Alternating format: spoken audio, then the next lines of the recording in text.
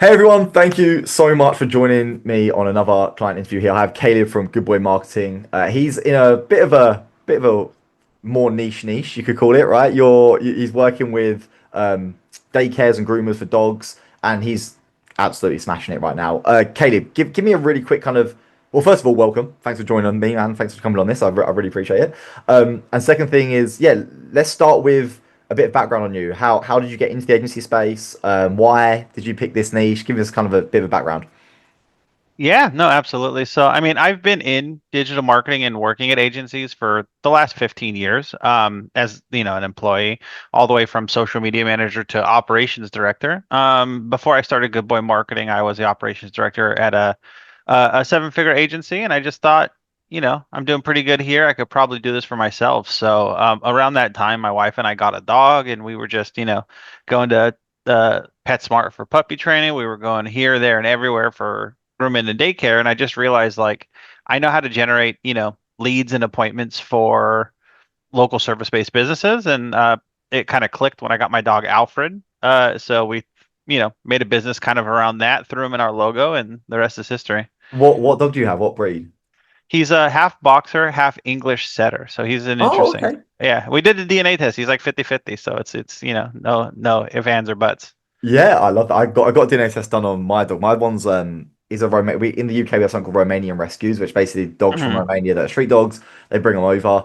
He got rehomed like 5 different times before he got to us. He's a bit of a nut job to be fair to him. Bless him. I'm looking at him now. But we got a DNA test done on him, and it was like it was like an absolute mix. But the three most prominent breeds inside of him were what was it? It was Australian Shepherd, Corgi, and Vizsla. So yeah, a bit of a but he looks like a street dog. If you imagine what a street dog looks Yeah. like the little floppy ears and that, he looks exactly like that. But Hmm. yeah, dogs are amazing. I love dogs. So 100%. yeah, so how did you actually find out about CCM in the first place? I am prone to doom scrolling. So I was just flipping through Instagram, saw some ads, and I came across an ad where I think you were asking a client if they called their leads or not. And I was like, well, this is what happens to me every day, right? As we were doing done for you lead generation. And to be fair, some of our clients were crushing, right? They were getting a bunch of leads, they were calling them right away. But there were too many clients who wouldn't call their leads, call them once, or, didn't have any text, email nurture or anything like that. And I just thought, I was looking for systemizing fulfillment so that I could have one master package that I could scale. And I thought that done for you booking was part of that. So that was already kicking around in the head. And when I saw the ad, I was like, at least let me check this out and see what's going on there. And obviously, I think the rub from some of the people you've worked with as well was help kind of move me over the needle. It's all social proof, man, right? It's all like if you had no social proof, then it doesn't work. Like if testimonial social proof, it's so important to be able to get that. And having a good product, right? If you have a bad product, then Hmm. people the reputation spreads, and it's especially in this space, in agency space, everyone knows everyone. Hmm. So you gotta have a good product. But I love that, man. So I'm glad the ads are working. At least all the money I'm spending on Facebook is Yeah, is leading something. No, it's working that's fair. somehow, which is great. And so before call center mastery, I know you said there like you were doing the lead generation. Did you have any setters? Did you what kind of systems did you have for the whole lead nurture before CCM? Yeah, no, it was mostly I would just funnel leads directly over to the clients into their CRMs and hope that they kind of did the pickup and stuff like that. There's a few people that we were testing running like messenger ads and just doing chat with, right? So I had one guy who was helping me out with that. But overall I would say no, there was no full like setup for appointment setters or booking or anything like that. And I mean the switch over to the phone's a game changer for sure. Yeah, absolutely. And can you remember back to like what the activation point was in the sense of like at what point were you like I know you looked at the ad and then you kind of triggered your curiosity, you booked a call. Was there a moment where you were like, this, okay, now I'm gonna do this? Or was it just you just kind of went through the process and just bought it in the end? Yeah, I mean I was I do my homework, right? So I mean I read through like every trust pilot I could find. I read through all the reviews. I checked out all the stuff through the landing page and watched the testimonials and all that stuff really helped. But in terms of what was like this is what I need to do versus what I don't need to do was to be honest with you was so I'll give you a little context to answer the question Please. properly. My Let's hear whole it. thing is the pause method is what I call it, PAWS. So it's promote your business. It was automate appointments at one time, but now it's appointments on autopilot. Oh, I love win that. back more clients, which is rebooking, and then scale with data, right? So this is scaling with important data. So when I saw the data component of it as well, I was like, the like I had promote your business down. I had the rebooking stuff down in terms of like helping clients to book appointments in person, sales coaching and stuff like that. I was missing the A and the S in the pause method. I didn't have the appointments dialed like I wanted, and I didn't have the data dialed like I wanted. So this program had those two components, and that's where I was kind of like, yeah, I just need to, whatever it is, I need to finish the pause method, and it seemed like a good program when I was kind of Yeah, scoping it out. love that. Love that. Were you tracking like your booking rates and stuff like that before working with CCM? We were just sending client like cost per lead, right? Because at the end of the day, we weren't Mm. booking the appointments for them, so our clients were telling us the booking rate, which is never, you don't want your client giving you information because it's probably wrong most of the time. Yeah, I would never be trusting. No offense to people that own Yeah, clients are doggy great, but daycares, but I can't imagine them being the most analytical and it's more of like a very emotional, just like, oh, we've had no show, we've had this or whatever, we've had no booked appointments. Mhm. Yeah, that all makes sense. And so before you actually dived in, obviously you did your homework, which is great. Did you have any fears or worries about the program? Like anything you were kind of, oh, I don't think that'll work, or anything you were worried about before jumping in? Um, I mean, I've used different programs in the past, and some have worked, some haven't. This was my first time jumping into like a school program. Most of the other stuff I've done is like some kind of mastermind or info course or something like that. So I mean, it's all similar, but I would say that I wasn't too hesitant. There's always the worries of like, you know, I mean, you have to actually implement is part of the problem a lot of times. So Absolutely. like, am I going to run through the program? Am I going to have the time to dedicate to it? So those were some considerations going up front. But I just blocked off time on my calendar and showed up to the coaching calls, and it worked out. Yeah, so smart, so good, man. I know you've been joining a lot of Christians coaching calls, and he's been Mhm. helping you and stuff, which is awesome. So Yeah, yeah, I'm I'm the glad. bane of his existence. So, Yeah, no, dude, that's what we're here for, man. This is exactly what we're here for, and hopefully he's helped you with the stuff you need help with, which is the main thing. oh And yeah, that's been good. yeah, good, love it. And how hard did you find building it all out? Obviously, I know we had the coach. That's why we have the coaching calls, right? Because there is a bit of technical stuff in there. But how did you find the whole process? I thought it was pretty straightforward for me. The stuff that was interesting was all the reporting stuff because like setting up make scenarios and doing all that stuff is not like my strength. The good news is like is technical as that part gets, realistically the videos walk you through it pretty well, and being able to export like the JSON files helps. Yep. So being able to like, swipe and deploy helped quite a bit.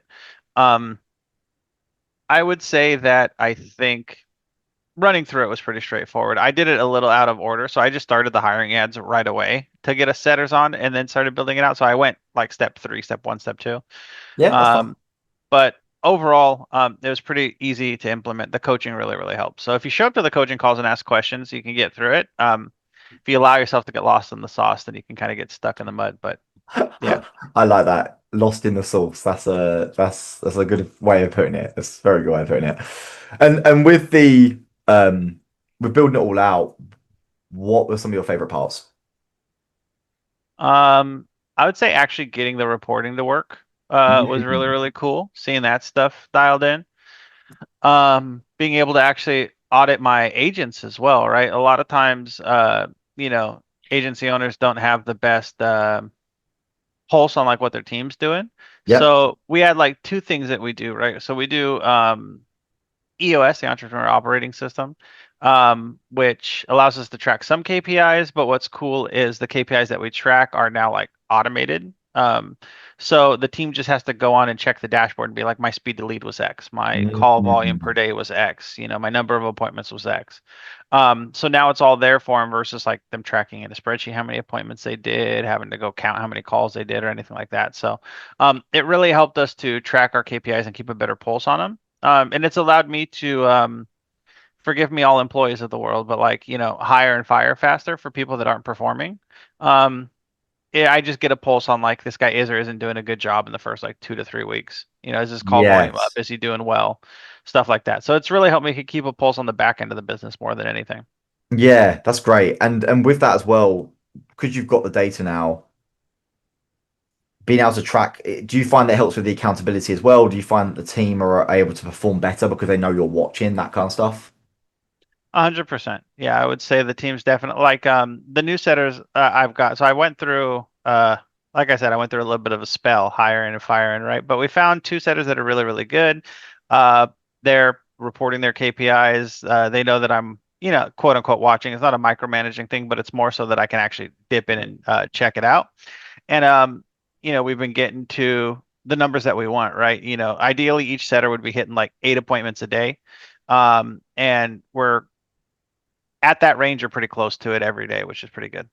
Good. I love that, man. That's really yeah, that's great. And how do your appointment setters find the new system? How are they finding using it and all that kind of stuff?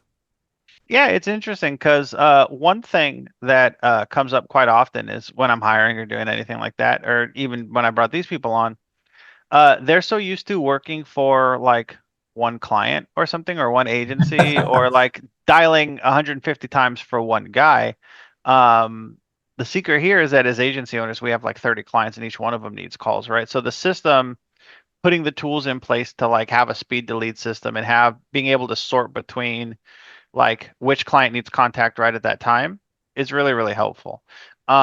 Because, when I tell people I got like, 40 clients and you got to like call each one's leads, they're like, oh, whoa, how am I going to do that? Am I running through 40 CRMs and stuff? But the system links you to the go high level. It links you to their SOPs for how they book and everything like that. It links you to everything you need.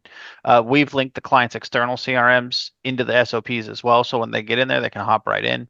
Um, and it makes it easy. So the system allows for, I guess, a little bit more complex version of a call center, which a lot of people are kind of used to. Either they take inbound calls all day or they are answering or they're answering one client's leads for like the bulk of a day. So the Yeah. system's really helped with that. So they found that to work so far, and they've been recommending friends to work with us. So that means they must not hate the job. Yeah, that's great. That's a very good sign. A lot of the time people will make this mistake where they just like, especially if they haven't been through CCM, they'll just like hire some sort of assistant to call the lead, some sort of setter, and then whenever they don't perform, or not if they don't perform, if they think they're not performing because they randomly look at appointments and go, oh, appointments have dropped down, our setter's not performing, without actually looking at the metrics, they don't have them, right? Um, and then they end up just firing them or blaming the setter. And it's really there could be something that's critical as a part of the actual systems itself that's missing.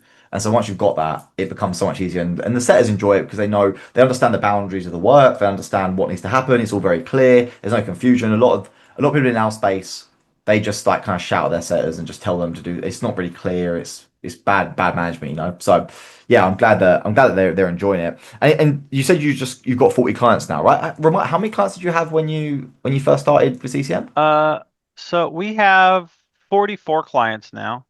When we started, we had 30, 34, 36, something Yeah, like that. nice. So yeah, in the 30s. Yeah, a little bump. Yeah, yeah. October was our best month in sales so far. So I mean, obviously, one of the things that was happening was we had, a lot of clients who were, like I said, having to chase down their own leads and not too happy with the results. So we have noticed like a stop of the bleeding, right? So we have seen a lot of people sticking around more because they like what we're offering. But more so even on the sales side, like October was our best sales month to date. I got 10 clients in October. Good job. So they want what we're selling, right? When I say that we're going to do the calls, we're going to do this, we're going to do that, they want what we're selling. So we're definitely up in revenue as well, right? So total client isn't up as much, but because the package is a higher package and stuff, we're definitely up in revenue from about 32,000 to 46,000 monthly revenue. Nice. That's great. That's really good. Do you find that your confidence on sales calls has improved because of having better systems, that kind of stuff? Oh, absolutely. I mean, I like I said, my whole thing is that pause method. I pull the book out, right? Little authority play, like, look, I got a book. Cost $2 for me to make one. But we pull the book out, we kind of run everyone through it, but I also screen share. And I kind of walk through the data component of it, and clients love that stuff. They love to know that you're on top of things. So that's definitely helped as well. That's kind of the bookend is I'll screen share the reporting dashboard and say we're giving you the metrics that you want, exactly what you need to know if you spend X, you're going to get Y back in booked appointments. Yeah. It's so powerful, man. When you jump on a call with someone, you can share your screen, and rather than just showing some random ad accounts and being like, "Look, these are the ads we run," it's like, "Oh, these Hmm. are the ads we run, and this is the dashboard that you get, which shows blah blah blah blah blah." And it's just like it just gives people so much more confidence. It's like if you were to go to a doctor. and you've got one doctor that's like, yeah, we're gonna fix you, and you're like, okay, and another doctor's like, oh yeah, this is the machine we use, this is the surgery, this is like the guy that's good, and it's like it just gives you more. You know what I mean? It's the same result, but obviously when you have this stuff, people just feel so much more confident. So a lot of people will see increase in sales as well from CCM, which it's not really what the aim is, but it's kind of like a knock-on effect, right? Which is really, really nice. So yeah, I love that. And so in terms of just in general, like if someone's on the fence, someone like you know, when you were going through the video testimonials and you were going through the trust pilots and all that kind of stuff, if someone's on the fence, like kind of like you were before, thinking of joining CCM, what would you say to them to recommend us?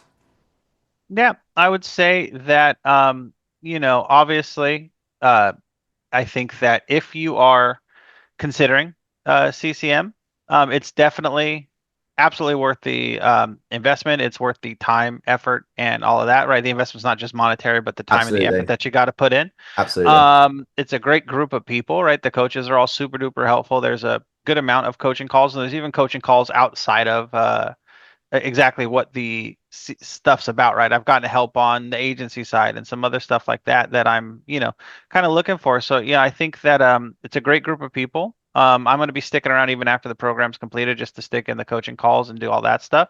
love it. So as long as you can make the time, you can put in the effort, it's going to build itself out and it's going to work out. So, Yeah, I would say that just make it happen. love that, man. Thank you so much. Side note, have you did you plug your numbers into the spam checker yet? No, no, I'm gonna be running through that Do today. that I have a time soon. block. Yeah, Yeah. do that soon because that'll help with making sure the spam stuff sorted. Yeah, cool, man. This has been so good. Thank you so much for jumping on, Caleb. This is like I really appreciate when people jump on and give you. I know you're a very busy guy, so to jump on and give me your experience and how you'll find everything is incredible. So thank you so much, Caleb. I really appreciate it, man. Yeah, happy to do it. Awesome. Cheers.